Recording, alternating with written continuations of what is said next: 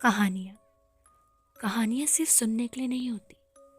कुछ कहानियाँ होती हैं महसूस करने के लिए। ये कहानी आप सुनकर शायद छोड़ दोगे, पर ये जिंदगी भर आपके जहन में रहेगी। So welcome to the channel the horror by Kaushiki. मेरा नाम पायल है और मैं मुंबई में रहती हूँ। मुंबई में मेरी 9 to 5 जॉब है और रोज का मेरा रूटीन वही सेम टू सेम। जॉब पर जाना, वही अपने सो कोल्ड बॉस के ऑर्डर्स को फॉलो करना और 5 बजे थक हार कर घर आना। मुंबई में आने से पहले मैं बहुत खुश थी कि फाइनली मेरी जॉब लगेगी, लेकिन यहाँ आने के बाद मुझे पता चला कि यहाँ सरवाइव करना बहुत ही ज़्यादा मुश्किल है। मैं अपनी फैमिली की बात करूँ तो मेरे मम्मी पापा की बचपन में ही डेथ हो गई एंड अब मैं अकेले ही रहती हूँ। अपना हर एक दिन सरवाइव करती हूँ। हाँ, लेकिन मेरी एक मासी है, लेकिन उनसे मेरा कुछ अच्छा कनेक्शन नहीं था। इवन वो रहती तो मुंबई में ही है, लेकिन हम कभी एक दूसरे से नहीं मिलते। स्कूल, कॉलेज के बाद जॉब, मेरी लाइफ इतनी ज़्यादा बिजी थी कि मैंने कभी उनके बारे में इतना नहीं सोचा। और हाँ, वो भी अनमैरिड है और अकेले ही रहती है और उनके साथ थोड़े मेंटल इश्यूज भी हैं। खैर, एक दिन मैं ऐसे ही रोज की तरह सुबह अपने जॉब के लिए रेडी हो रही थी। और हाँ, उस वक्त मैं एक रेंटेड जगह पर रहती थी। तो बस मैं रेडी हो रही थी कि मेरे डोर पर नॉक होती है और मैं दरवाज़ा खोलती हूँ तो सामने लैंडलॉर्ड था और उसने मुझे साफ साफ बोला कि मेरे पास ये लास्ट मंथ है और उसके बाद मुझे इस फ्लैट को खाली करना पड़ेगा, क्योंकि वो उस स्पेस को रेनोवेट करवा के हाई कॉस्ट में किसी और को देना चाहते हैं। मैं ये सुनने के बाद काफ़ी ज़्यादा शॉक्ड थी, क्योंकि मुंबई में रहने के लिए जगह मिलना कोई आसान काम तो बिल्कुल भी नहीं है। खैर, मेरी लाइफ वैसे भी बहुत ही ज़्यादा बकवास चल रही थी और अपनी किस्मत से तो मेरा भरोसा ही उठ चुका था और ये सब होना मुझे एक्सपेक्टेड ही था। खैर, मैं ऑफिस जाती हूँ और मैं सोच ही रही थी कि कहीं से तो कुछ पता चले, कोई तो मुझे जगह मिले जहाँ पर मैं रह सकूँ। लेकिन इस बीच मुझे एक कॉल आता है। मैं कॉल पिक करती हूँ। नंबर अननोन था। सामने से एक आदमी की आवाज़ आती है मुझे, जो बोलता है, क्या मेरी पायल से बात हो रही है? हाँ, कौन?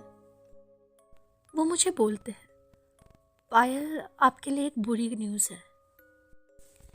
सुबह से इतना सब तो बुरा हो ही रहा था और अब और ये क्या ही होगा, मैं ये सोच रही थी और बोलती हूँ, जी बताइए। क्या आप संजना श्रीवास्तव को जानती हैं? हाँ, वो मेरी मासी है। क्यों, क्या हुआ? अफसोस की बात है, सुबह सुबह आज उनकी डेथ हो चुकी है और उनका इस दुनिया में कोई भी नहीं है सिवाय आपके। तो आपको उनके लास्ट रिचुअल के लिए यहाँ आना पड़ेगा, उनके अंतिम संस्कार के लिए। ये सुनने के बाद मुझे काफ़ी ज़्यादा बुरा लगा, पर अब जैसे कि मैंने आपको बताया, मेरी मासी के साथ कोई ख़ास कनेक्शन नहीं था, तो मैंने सोचा वैसे ही मैं इतने डिस्टर्ब्ड हूँ, मैं कहाँ इन चीज़ों में पढ़ूंगी। मैं एक पल को मना करने वाली थी, लेकिन फिर मुझे बुरा भी लग रहा था, क्योंकि इस दुनिया में मेरा मासी के अलावा और उनका मेरे अलावा कोई भी नहीं था। इवन दो हम कभी मिले भी नहीं, बट स्टिल फॉर ह्यूमैनिटी मैंने सोचा ये लास्ट रिचुअल तो मैं उनका कर ही सकती हूँ। तो मैंने हाँ कर दी। मैंने उनसे एड्रेस लिया और मैं अपनी ऑफिस की छुट्टी लेकर वहाँ पर पहुँच गई। मैं वहाँ जाती हूँ एंड ऑब्वियसली मेरी मासी की मेंटल स्टेज थोड़ी ठीक नहीं थी, तो उनके जान पहचान के कुछ 3-4 लोग ही वहाँ पर मुझे नज़र आए। मैंने सारे रिचुअल वहाँ परफॉर्म करे और इन दी एंड मैं वहाँ से ऑलरेडी निकल ही रही थी कि इतने में मेरे पास एक आदमी चल कर आता है। नमस्ते मैडम। जी बोलिए, कुछ काम? वो आदमी मेरी मासी का लॉयर था और वो मुझे इसके बाद जो चीज़ बताता है वो सुनकर मेरे पैरों तले जमीन खिसक जाती है। वो मुझे बोलता है, संजना जी का इस दुनिया में कोई भी नहीं था आपके अलावा, और ये उनका बिल है, और उनके नाम जितनी भी प्रॉपर्टी थी, जो भी कुछ उनके पास था, अब वो सब आपके नाम है। वो मुझे एक पेपर पास करते हैं और मैं उसको पढ़ती हूँ, और उस पेपर का एक एक लफ्ज पढ़ते वक्त मेरी आंखों से आंसू आने लगते हैं। वो मासी जिससे मैं कभी मिली ही नहीं थी, वो मासी जिनसे मेरा कोई खास कनेक्शन नहीं था, वो मासी मेरे ऊपर एक बहुत बड़ा एहसान करके चली गई थी। मुझे अंदाजा भी नहीं था कि मेरी मासी इतनी ज़्यादा अमीर है। उनकी सारी की सारी प्रॉपर्टी और पैसा अब वो मेरे नाम कर चुकी थी। मैंने उस पेपर को और पढ़ा और मुझे पता चला कि मेरी मासी का मुंबई में एक हाई क्लास सोसाइटी में एक फ्लैट है जो मेरे नाम हो चुका है, और मासी के टर्म इंश्योरेंस के पैसे और इवन सब कुछ मिलाकर टोटल 5 करोड़ रुपए का कैश सिर्फ और सिर्फ मेरे नाम था, और इसके अलावा बाकी जितनी भी प्रॉपर्टी थी वो भी मेरे नाम थी। ये देखने के बाद तो मानो मेरे हाथ पैर कांपने लगे थे। मतलब कल तक मेरे पास कुछ भी नहीं था। मैं हर एक दिन अपना मुंबई में मुश्किल से सरवाइव कर रही थी, और तो और मेरे पास कोई रहने की जगह तक नहीं थी। और आज अब इस वक्त मेरे पास अचानक से सब कुछ आ चुका था। मेरी किस्मत एकदम से इस मोमेंट में आकर फ्लिप कर चुकी थी। वो लॉयर मुझे बोलता है, मैडम उनकी तो डेथ हो चुकी है, लेकिन आपके लिए ये बहुत खुशी का दिन है, तो कंग्रेचुलेशंस मैम, आप यहाँ पर साइन कर दीजिए, बाकी हैव अ नाइस डे। और ये होने के बाद वो चला जाता है। इसके बाद मैं बहुत ज़्यादा खुश थी ऑब्वियसली, लेकिन स्टिल रिचुअल का थोड़ा बहुत पार्ट बचा था, तो वो सब भी मैंने किया। एंड जब सब कुछ हो जाता है तो मैं डिसाइड करती हूँ वो फ्लैट देखने का जो अब मेरे नाम था। वो बिल्डिंग बहुत ही बड़ी थी, 30 फ्लोर की वो बिल्डिंग, वो मैं बस देखती ही रह गई। और वो सोसाइटी बहुत ही हाई क्लास थी। मेरा फ्लैट 28th फ्लोर पर था। वो फ्लैट अंदर से काफ़ी ज़्यादा गंदा हो चुका था, एंड ऑब्वियसली इतने टाइम से वहाँ पर कोई भी नहीं था। मेरी मासी ने वो फ्लैट लेकर बस छोड़ दिया था। फ्लैट से जब मैंने बाहर का व्यू देखा बालकनी से, तो मुझे पूरा का पूरा शहर नज़र आ रहा था। लेकिन देन आई रियलाइज्ड अभी काफ़ी ज़्यादा काम करने बाकी है। खैर, मैं अपने कॉन्ट्रैक्टर को कॉल करके उनसे बात करती हूँ और पूछती हूँ कि कितना टाइम लगेगा इस फ्लैट को सेट करने में। एंड वो मुझे 10 दिन का टाइम बताते हैं, लेकिन 10 दिन का टाइम मेरे पास नहीं था। तो मैंने उनको बोला, मुझे 7 दिन में इस फ्लैट की ज़रूरत है, तो आप 7 दिन के अंदर अंदर इसको कंप्लीट कर मुझे दे दीजिए, एंड आप चाहो तो आप एक्स्ट्रा पैसे भी ले सकते हो। ऑब्वियसली पैसों की कमी तो अब नहीं थी। एंड इसके बाद उनसे मेरी डील डन हो जाती है, एंड फाइनली आफ्टर 7 डेज मुझे मेरा फ्लैट मिल जाता है, और मैं एक भी और मिनट ना वेस्ट किए उस फ्लैट में शिफ्ट हो जाती हूँ। 3 BHK का वो फ्लैट काफ़ी ज़्यादा अच्छा था। मैंने सारी चीज़ें चेक करी, किचन, हॉल, रूम्स, सब कुछ परफेक्ट था। और एक रूम जिसने मुझे सबसे ज़्यादा अट्रैक्ट किया, उस रूम में जाकर मैं रुक गई। उस रूम में काफ़ी ज़्यादा वुडन वर्क कराया गया था, जैसे कि किसी इंसान ने बहुत ऑब्सेस्ड होकर वो वुड का काम कराया हो। शायद मेरी मासी को वुड का काम काफ़ी पसंद था। इवन फ्लोर्स भी वुडन थे, और तो और वॉल्स पर भी पूरे वुड का काम करवाया गया था। इवन मुझे कॉन्ट्रैक्टर तक ने एक चीज़ बोली थी कि इस रूम में जिस वुड का यूज़ किया गया है वो काफ़ी ज़्यादा महंगा होता है। उस टाइप की वुड बहुत ही ज़्यादा अमीर लोग टाइप के इंसान करते हैं, और इस वुड को कोई आसानी से अफोर्ड नहीं कर सकता। ये चीज़ उस रूम को और भी ज़्यादा अट्रैक्टिव और ब्यूटीफुल बना रही थी। खैर, इन सबके बाद आई डिसाइडेड कि मैं उसी रूम में रहूँगी। लेकिन देन मेरे माइंड में एक बात आई। वैसे तो मेरे पास बहुत ज़्यादा पैसा है, एक फ्लैट, वो भी मुंबई जैसी जगह में। बैंक में पैसे थे, लेकिन मुझे अपने ग्राउंड्स को नहीं भूलना चाहिए। और ये पैसे आखिर कब तक चलेंगे? तो मैंने डिसाइड किया कि मैं एक नई जॉब ढूंढूंगी, स्पेशली जो मेरे लेवल को मैच करे। एंड उसके बाद मैंने डिसाइड किया कि मैं 1 महीने बाद एक जॉब लूँगी एंड कुछ लोगों से भी मिलूँगी। एंड इवन उस वक्त बाद मेरी काफ़ी ज़्यादा लोगों से बात भी हो चुकी थी, मेरे फ्रेंड्स बने और मैंने 3 या 4 पार्टीज़ भी अटेंड करी, शॉपिंग करी खुद के लिए। मैंने हर एक वो चीज़ करी जिसके लिए मैं आज तक तरसती थी। लेकिन इसके आगे मेरी लाइफ में एक और ट्विस्ट आने वाला था, जो कि मैंने बिल्कुल भी एक्सपेक्ट नहीं किया था। 1 मंथ बाद मेरी जॉब भी लग चुकी थी। एक दिन पूरा दिन कंप्लीट होने के बाद मैं अपने फ्लैट पर पहुंचती हूँ। ऑफिस टाइम के बाद मैंने एक पार्टी अटेंड करी थी और मैं फ्लैट पर I and I was drunk. And मैं अपने फ्लैट में आती हूँ और मैं अपने बेड पर लेटती हूँ कि इतने में मुझे एक आवाज़ आती है। और वो आवाज़ ऐसी थी जैसे कि मानो कोई लकड़ी के ऊपर चल रहा हो, और वो जो भी चीज़ है उसकी वेट की वजह से वो लकड़ी हिल रही हो। मैंने जब थोड़ा गौर से देखा तो ज़मीन पर कुछ भी नहीं था, लेकिन देन आई रियलाइज कि वो आवाज़ दीवार की तरफ से आ रही थी। लेकिन फिर मुझे ये भी रियलाइज़ हुआ कि शायद मैंने आज ज़्यादा पी ली, शायद ये उसी का असर है। और मैंने ज़्यादा ना सोच कर सोने की कोशिश करी और मैं सो जाती हूँ। सुबह उठने के बाद मुझे कुछ भी याद नहीं था, लेकिन उठने के बाद मैंने देखा कि मेरे बेड के पीछे जो वॉल थी, जहाँ पर कुछ वुड के पैनल लगे थे बेसिकली शो के लिए, उनकी शेप थोड़ी सी अलग थी।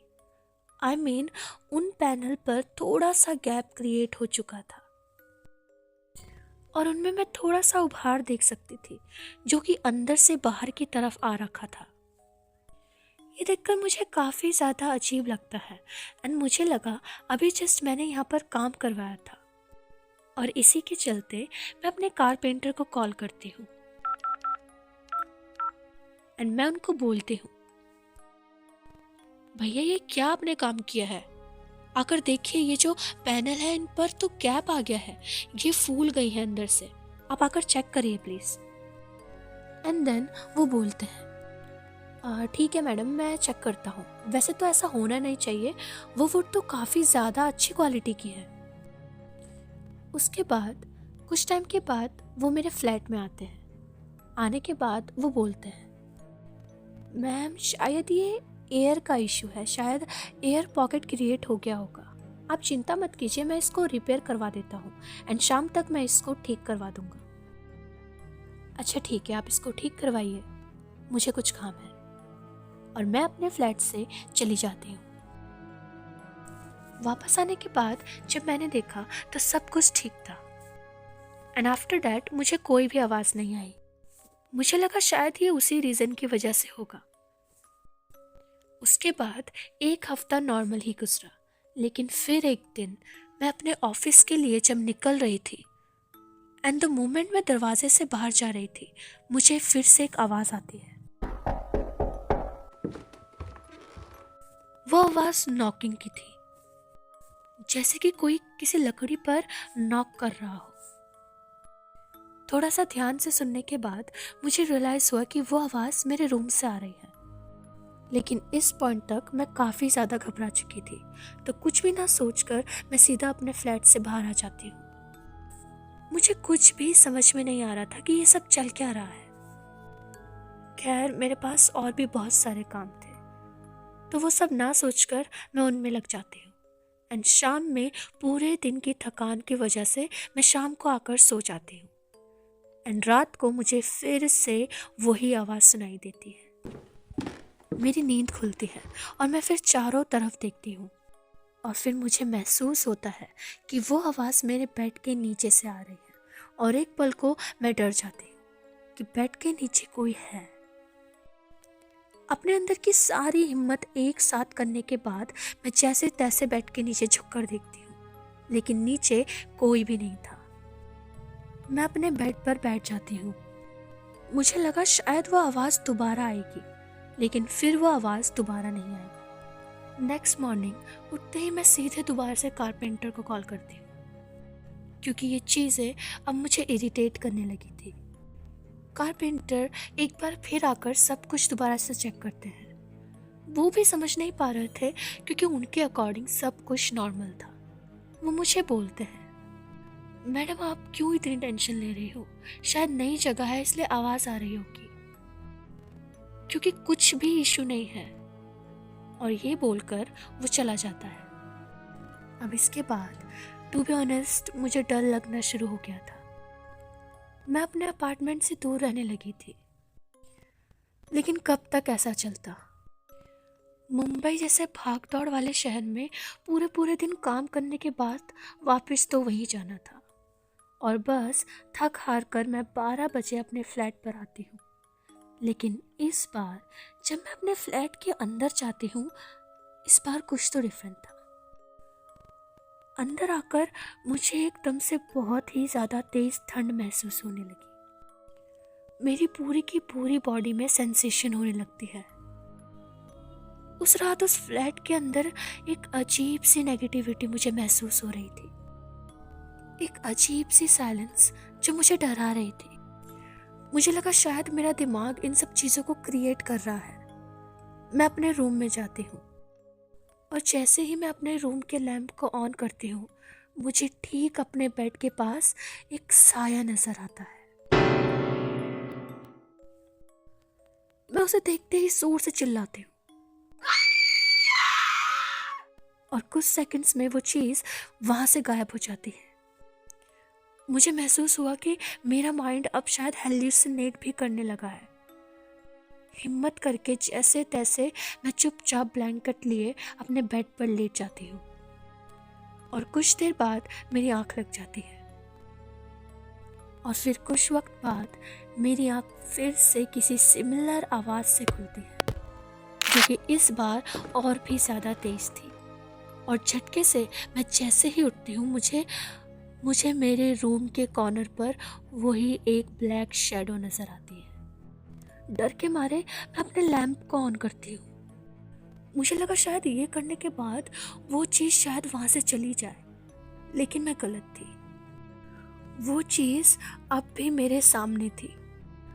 मेरी पूरी की पूरी बॉडी पैरालाइज हो चुकी थी, मेरी सांसें अटक रही थी, और मेरी आवाज़ तो मानो निकल ही नहीं रही थी। मेरी नज़र सिर्फ उस शैडो पर थी, और वो शैडो धीरे धीरे अपनी उंगली से एक तरफ इशारा करती है। एक पल को मुझे लगता है कि शायद वो मेरी तरफ इशारा कर रही है, लेकिन कुछ वक्त बाद मुझे महसूस हुआ कि वो मेरी तरफ नहीं, बल्कि मेरे पीछे जो वुडन पैनल थे उसकी तरफ वो पॉइंट आउट कर रही थी। ये वही दीवार थी जहाँ से इतने वक्त से आवाज़ आ रही थी। मैंने कुछ सेकंड के लिए जब अपनी गर्दन दीवार की तरफ घुमाई, और फिर जैसे ही मैंने दोबारा उस शैडो की तरफ देखा, वो गायब हो चुकी थी। ये बात काफ़ी ज़्यादा अजीब थी। इतना तो मैं समझ चुकी थी कि जिस चीज़ से मैं डील कर रही हूँ, ये कोई इंसान तो नहीं है, और ये कोई पैरानॉर्मल चीज़ है।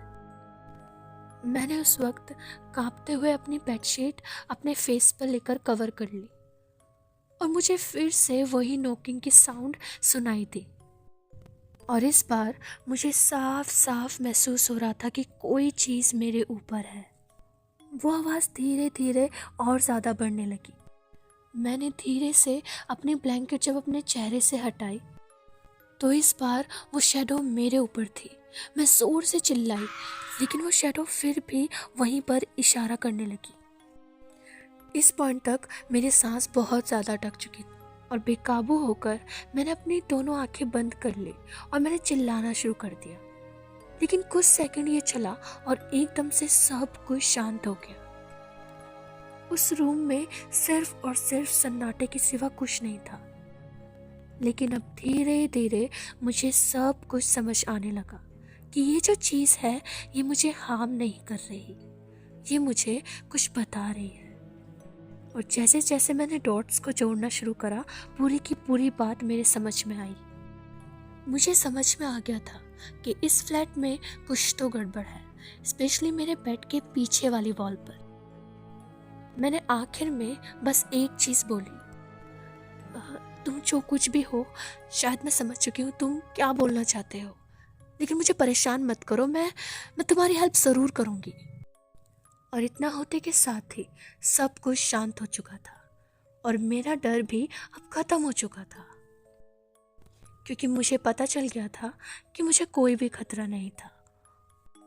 और टू माई सरप्राइज उसके बाद पूरी रात कुछ भी नहीं हुआ, ना कोई आवाज़, ना कोई शैडो और ना कोई नेगेटिविटी। मैं उस रात सो जाती हूँ और सुबह होते के साथ ही मैं कारपेंटर को बुलाती हूँ और मैं पुलिस को भी बुलाती हूँ, क्योंकि मेरे माइंड में ये चीज़ क्लियर हो चुकी थी कि वो चीज़ मुझे कुछ बताना चाहती थी, जो कि अब मैं साफ साफ समझ चुकी थी। मैंने अपनी सारी की सारी बातें पुलिस को और कारपेंटर दोनों को बताई, लेकिन पुलिस ने मुझ पर विश्वास नहीं किया और इसीलिए मैंने कारपेंटर को बुलाया था और मैंने उन्हें उसी वक्त उस दीवार को तोड़ने के लिए बोला। मेरी बात सुनने के बाद कारपेंटर मुझे बोलता है, मैडम सच में क्या आप इसको तुड़वाना चाहती हैं? ये काफ़ी ज़्यादा महंगी है। और जैसे जैसे उन्होंने उस वॉल को तोड़ना स्टार्ट किया और द सेकंड उन्होंने वो वुडन पैनल को हटाया, हम सब साफ साफ वहाँ पर एक लाश को देख सकते थे। वहाँ लाश के नाम पर बस एक स्केलेटन था, जो कि इतने वक्त से, इतने सालों से बस वहीं पर था। सब लोग वहाँ पर शॉक्ड थे, लेकिन मैं रिलीव्ड थी, क्योंकि फाइनली जो चीज़ मैंने सोची थी वही हुई। वो जो एंटिटी इतने वक्त से मुझे दिख रही थी, जो खुद के होने का मुझे एहसास दिला रही थी, वो इतने वक्त से यहाँ ट्रैप्ड थी। पुलिस उस बॉडी को लेकर गई, इन्वेस्टिगेशन हुई, लेकिन वो लाश बहुत ही ज़्यादा पुरानी थी, तो इन्वेस्टिगेशन में कुछ भी नहीं निकला।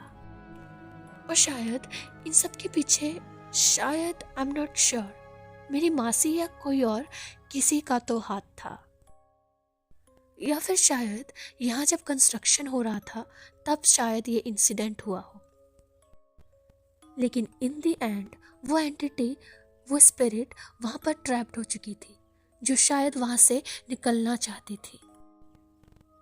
इन सब चीज़ों के बाद मैंने उस फ्लैट पर क्लींजिंग करवाई, पूजा करवाई, और आज भी मैं इसी फ्लैट में रहती हूँ।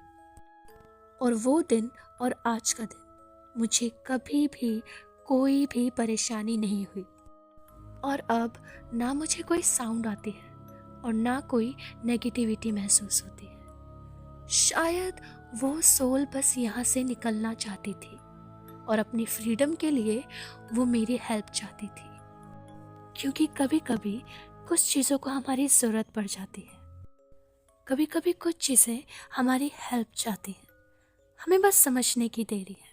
So guys, this was the story, hope you like it. ऐसी ही हॉरर, क्रीपी, डार्क स्टोरी सुनने के लिए इस चैनल को सब्सक्राइब करिए, लाइक करिए एंड शेयर ज़रूर करना। मिलते हैं नेक्स्ट स्टोरी में, तब तक के लिए keep listening the horror by Kaushiki.